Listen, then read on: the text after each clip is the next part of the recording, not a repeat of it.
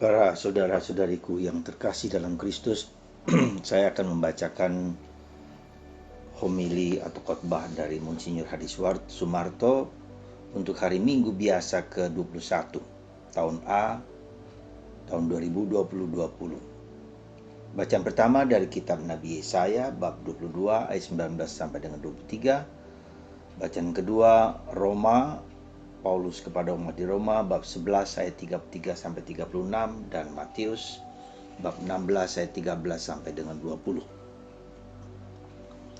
Dalam Injil Matius hari ini Yesus berkata, "Engkau adalah Petrus, dan di atas batu karang ini aku akan mendirikan jemaatku.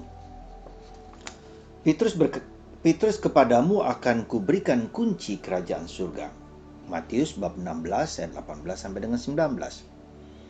Pemberitahuan oleh Allah bahwa Yesus adalah Allah Masih atau Mesias sebagai anak Allah hanya ditujukan kepada Simon Petrus ayat 17. Ia menjadi batu karang di mana Yesus mendirikan jemaat atau gerejanya ayat 18.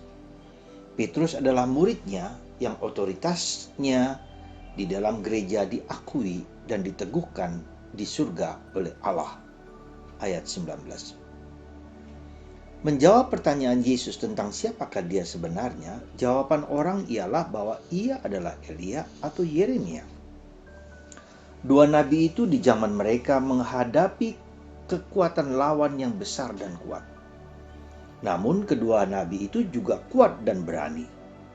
Elia sebagai tokoh yang tegas, tabah, dan keras juga.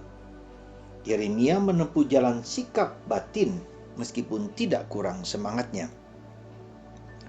Ketika Yesus bertanya secara kritis kepada Petrus, "Siapakah aku ini?" Petrus menjawab, "Engkau adalah Mesias, anak Allah yang hidup."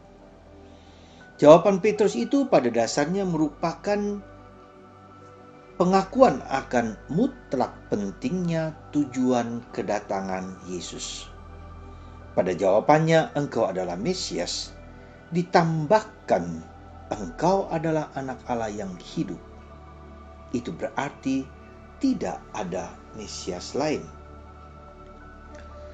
Itulah yang ditegaskan dan dipastikan oleh Yesus yang berkata, "Bukan manusia yang mengatakan itu kepadamu, melainkan Bapa-Ku yang di surga."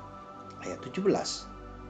Dalam teks asli, baik bahasa Yunani maupun Latin, tidak ditulis manusia, melainkan daging dan darah, yang menurut bahasa Semitis berarti manusia. Yesus mau menegaskan bahwa jati diri atau identitasnya yang sebenarnya seperti dikatakan oleh Petrus bukanlah hasil pengetahuan manusia, melainkan adalah wahyu atau pemberitahuan oleh Allah. Identitas Yesus yang sebenarnya atau otentik hanya mungkin diketahui oleh Petrus, sebab Allah sendirilah yang mengatakannya kepadanya. Selanjutnya, Yesus juga mengatakan identitas Petrus yang baru ini. "Engkau adalah Petrus, dan di atas batu karang ini akan kudirikan jemaatku." Ayat 18. Istilah batu karang aslinya dalam bahasa Semit berarti kepa, bahasa Yunani kephas, sehingga Paulus dalam surat-suratnya selalu menyebut Petrus selalu Kephas. Di atas Petrus, muridnya inilah Yesus akan membangun gerejanya, bahasa Yunani eklesia atau jemaatnya. Gereja atau jemaat yang dimaksudkan Yesus adalah orang-orang yang disatukan oleh Yesus menjadi kelompok atau persekutuan atau komunitas bagaikan sebuah bangunan atau gedung, di mana Petrus adalah landasan atau dasarnya yang kokoh. Fungsi yang diberikan Yesus kepada Petrus ialah keberadaannya sebagai saksi hidup bahwa Yesus adalah Mesias, Putra Allah yang hidup. Yesus memberikan kunci kerajaan surga ayat 19. Gambaran tentang kunci itu diambil dari bacaan pertama Yesaya, yaitu kunci untuk menutup dan membuka rumah Daud. Sebab Daudlah yang berhak menggunakan kunci itu. Yesus menegaskan kepada Petrus, "Kepadamu akan kuberikan kunci kerajaan surga. Apa yang kau ikat di dunia ini akan terikat di surga. Dan apa saja yang kau lepaskan di dunia ini akan kau lepaskan di surga." Ayat 19. Gereja adalah perwujudan kerajaan Allah yang diwartakan Yesus. Tetapi gereja masih berada dalam perjalanan menuju kerajaan Allah. Tetapi kunci untuk memasukinya itu sudah tersedia. Perjuangan untuk sungguh mengenal identitas Yesus dan peranannya sebagai Mesias sekarang pun masih berlangsung. Ada orang yang berpendapat bahwa gereja sebagai keseluruhan atau dalam diri anggota-anggotanya secara perorangan harus tampil seperti Nabi Elia, berkonfrontasi dengan berbagai sistem atau gerakan maupun sebagai institusi yang bertentangan dengan ajaran Kristus. Ada juga yang menempuh jalan Nabi Yeremias, yaitu menanggapi situasi dan kondisi masyarakat hanya secara pribadi saja. Memang dengan keyakinan kepercayaan atau iman, tetapi tidak terjun dan tampil bersama di depan umum. Ternyata Yesus mengatasi kedua pilihan atau sikap dasar itu. Yesus bertanya, "Siapakah aku ini menurut kamu?" Dan jawaban Petrus jelas, "Engkau adalah Mesias." Ini adalah ungkapan keyakinan dan sikap dasar manusia yang sungguh-sungguh. Jauh mengatasi Elia maupun Yeremias. Sebagai Mesias, Yesus memasuki masyarakat bukan hanya dari luar.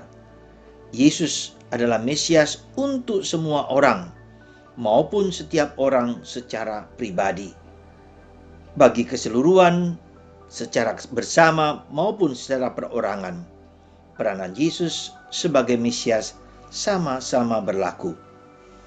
Kesungguhan pengakuan kita akan identitas Yesus sebagai Mesias tergantung dari kesediaan kita untuk mengikuti kasih Yesus sebagai Mesias dan menjadi muridnya yang sejati, baik secara perorangan maupun secara bersama.